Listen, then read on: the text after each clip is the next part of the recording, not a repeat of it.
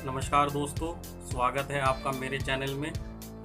तो आज हम करने वाले हैं कक्षा 9th की पहला पार्ट प्रश्नावली 1.5 का प्रश्न दूसरा। आइए इसको करते हैं। उसमें जैसे कि लिखा हुआ है, निम्नलिखित व्यंजकों में से प्रत्येक व्यंजक को सरल कीजिए। कैसे सरल करते हैं, आइए हम सरल भाषा में इसको सरल करते हैं। तो देखिए, जो हमारे पे पहला प्रश्न है वो कुछ इस तरह से है। 3 जमा में इसको वर्गमूल, ये जो संख्या है इसको वर्गमूल कहते हैं। वर्गमूल 3 ब्रैकेट क्लोज, 2 जमा में वर्गमूल 2। तो आइए इसको करने का तरीका मैं आपको बताता हूँ। तो पहले हल लिखते हैं हम। इसका दोस्तों एक आसान सा तरीका है, मैं आपको बता दूंगा। इसको 2 चरण में आपको करना होगा। तो पहला चरण मैं आपको बता देता हूँ और फिर दूसरा। पहला चरण ये है कि ये जो पहली संख्या है इसकी गुणा जो दूसरे ब्रैकेट में जो संख्या है उससे करेंगे।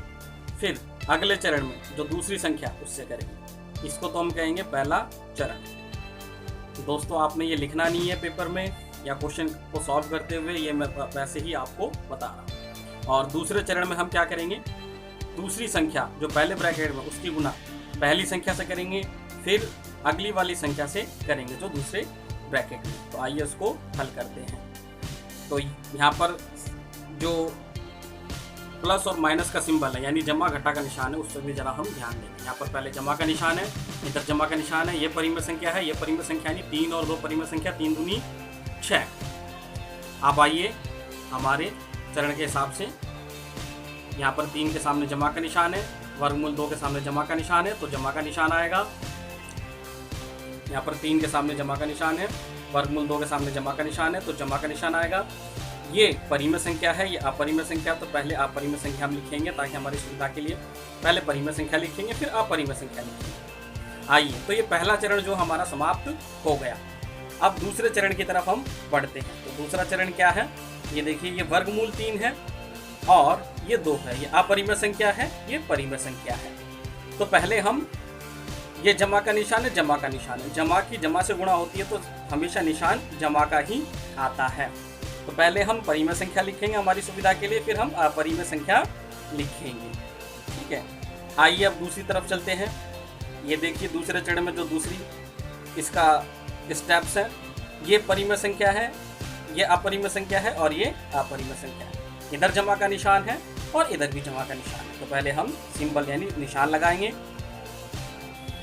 अपरिमेय संख्या की अपरिमेय से गुणा होती है तो हमेशा जो बेटा हमें प्रोडक्ट प्राप्त होता है, प्रोडक्ट यानी जो गुणनफल प्राप्त होता है वो अपरिमेय ही होता है। कभी कभी परिमेय भी होता है, लेकिन इस जो दशा है यानी इस परिस्थिति में हमें अपरिमेय ही प्राप्त होगा। तो 3 दूनी 6। अब ये ध्यान रखना, हमें परिमेय को परिमेय जोड़ना और अपरिमेय को अपरिमेय। जो परिमेय अपरिमेय से गुणनफल है यानी गुणा में है उसको हम अलग से करेंगे। तो इसमें भी कुछ बदलाव के लायक नहीं है, तो यही इसका उत्तर होगा। तो आइए देखते हैं दूसरा प्रश्न किस तरह से है। दूसरा प्रश्न इस तरह से है, 3 जमा में वर्गमूल 3 ब्रैकेट क्लोज, 3 घटा में वर्गमूल 3। दोस्तों, ये सर्वसमीका है, शायद आपने 8वीं क्लास में भी पढ़ी होगी। तो सर्वसमीका मैं आपको बता देता हूँ कौन सी सर्वसमीका है। इसको हम सर्वसमीका द्वारा भी इसको हम हल कर सकते हैं। तो सर्वसमीका 3 जो कि ये कहती है कि सर्वसमीका 3 कहती है x² माइनस में y² बराबर में x plus y bracket close और x minus y bracket close. उस तरह से हम इसको कर सकते हैं। तो आइए इसको हल करते हैं। अगर दोस्तों सर्वसमीका नहीं याद है तो हमने जो पहला क्वेश्चन जिस तरीके से करा था, हम इस दूसरे वाले क्वेश्चन को भी उसी तरीके से कर सकते हैं। तो आइए शुरू करते हैं। तो याद रखना दोस्तों, ये 3 जमा √3 ब्रैकेट 3 घटा √3। यहाँ पर ध्यान देने वाली बात यह है दोस्तों कि ये तो x बन जाता है और ये y बन जाता है, ये x बन जाता है और ये y बन जाता है। दोस्तों, यहाँ पर लिखना नहीं है, ये मैं समझाने के लिए आपको बता रहा हूँ। तो हमें इसको इस रूप में दिया गया, यानी एक बार जमा में दिया, एक बार घटा में। तो जमा में और घटा में दिया गया तो हम इसको किस रूप में लिख सकते हैं, इस रूप में हम इसको लिख सकते हैं। तो आइए लिखते हैं, यानी x के स्थान पे हम रख देंगे 3 का वर्ग और फार्मूले यानी सर्वसमीका के अनुसार बीच में घटा का निशान आएगा और y के स्थान पे हम रखेंगे √3 इसका कंप्लीट वर्ग यानी पूर्ण वर्ग। आइए 3 का जो पूर्ण वर्ग होता है यानी 3 किसका पूर्ण वर्ग होता है तो वो 9 का होता है, और ये वर्गमूल से यानी इस वर्ग से वर्गमूल जो है वो कट जाएगा यानी कैंसिल आउट हो जाएगा, तो 3 जो है ये आज़ाद हो जाएगा। तो 9 में से 3 हम करते हैं तो कितना आता है हमारा आंसर 6। तो इसका उत्तर क्या हो गया 6। अगर आप सर्वसमीका से नहीं कर सकते तो दोस्तों पहली विधि जो है आप उसका इस्तेमाल कर सकते हो। तो आइए इसका तीसरा क्वेश्चन करते हैं। तो तीसरा क्वेश्चन कुछ इस प्रकार से दिया हुआ है, वर्गमूल 5 जमा में वर्गमूल 2 की घात 2। तो दोस्तों जैसे मैंने बताया सर्वसमीका है तो उसको हम सर्वसमीका द्वारा कर सकते हैं। तो उसमें सर्वसमीका जो है वो 1 लगेगी। तो एक सर्वसमीका क्या कहती है उसके बारे में बता देता हूं मैं। वो है दोस्तों x ले लेते हैं, x जमा में y बराबर में इसका होल स्क्वायर। तो उसको हल करते हैं x² प्लस में 2xy प्लस में y स्क्वायर। इस तरह से हम इसको हल कर सकते हैं। तो दोस्तों ये इस रूप में दिया हुआ है यानी ये जो पूरी संख्या हमें इस रूप में दी गई है हम इसको ऐसे लिख सकते हैं। x के स्थान पे तो ये आ जाएगा, y के स्थान पे ये आ जाएगा। तो आइए इसको हल करते हैं।